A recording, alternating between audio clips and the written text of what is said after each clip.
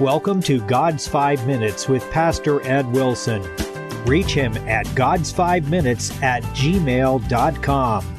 Now, here's Ed Wilson with God's 5 Minutes. Hello, friends. Isaiah 64:5 reads, Thou meetest him that rejoiceth and worketh righteousness, those that remember thee in thy ways. The scriptures in Isaiah often tremble on the very edge of the fully developed gospel message of the New Testament. With the ancient words of this text, Isaiah touches the very center of the vision of truth taught by Paul and his brother apostles in its description of the manner by which God and man can connect. The verse explains that God meets those who rejoice, but that rejoicing which calls to him is the rejoicing that causes people to work righteousness. And the specifics of what he means by the term righteousness is defined from the phrase, those that remember thee in thy ways. Put the three terms together, rejoicing, working righteousness, and remembering God in his ways. We have three stages in a grand state stairway, having at its top the smiling face of God himself. Think of it this way. By connecting the idea given in the first part of the verse, thou meetest him, with the concluding one, remembering God's ways, we see the first flight of stairs in this stairway.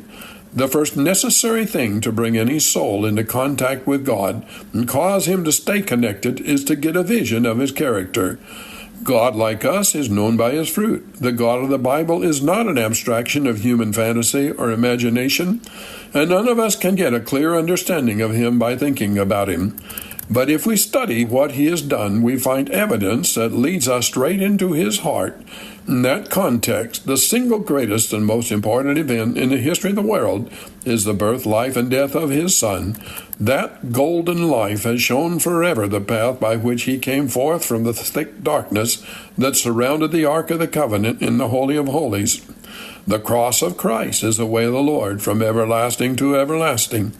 To remember God's ways by similarly taking up our own cross is to build the first flight in the stairway to heaven. The term remember in this verse sends a signal message, for it calls for effort. It is so easy in the busy wrangle and jangle of life with its duties, joys, and sorrows, each demanding a place in our hearts and thoughts, that we find we must make a resolute effort if we are to keep a spiritual perspective uppermost. Remembering God's ways requires our will to keep a space in this crowded, clamoring world of affairs from which we can gaze at the white summits of the peaks beyond it, although they can be seen from anywhere along our journey.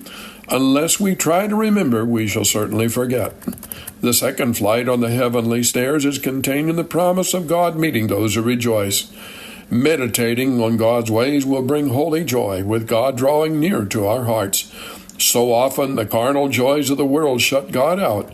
He has for his people a deep, holy, pure blessedness based on, looking at ourselves. It is a Christian's blessed privilege to look at the results of his salvation experience and compare it to what he can guess where he would have been had he not found the Lord. Since rejoicing in God is a necessary part of connecting with him, it may be considered a duty, but it is surely the most pleasant of all Christian duties. Why let Satan make your life drab and melancholy, saint? Pick up the duty of being happy and tell Satan he's a liar. The third flight in the stairway is working righteousness because of being joyful. The prophet caught the vision of the New Testament gospel in showing us that the first step to Christianity is recognizing Christ's death, followed by personal acceptance of that great work, with its assurance of forgiveness, and followed by joy. The result of both these things is cheerful, willing obedience enabled by supernatural grace from the very Spirit of Christ living in us. God takes delight to speak daily with such a soul, just as he did Adam in the garden. Friend, there are two kinds of meeting God, as each of us surely shall at life's end. This promise of meeting him that rejoiceth is far the better. Have you talked to him today? You have been listening to God's 5 Minutes with Pastor Ed Wilson. Reach him by email at GodsFiveMinutes@gmail.com. Tune in next time to hear more encouraging thoughts from God's Word on God's 5 Minutes with Pastor Ed Wilson.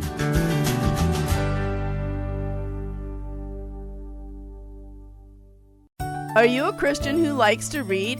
If not, there's a whole world of Christian publishing out there that you're missing out on. I invite you to check out the Author's Corner podcast, where I talk to the latest Christian authors each week about their new book releases and what's coming next. So if you're ready to jumpstart your spiritual growth with the newest books and the authors who write them, check out the Author's Corner podcast with me, Roberta Foster.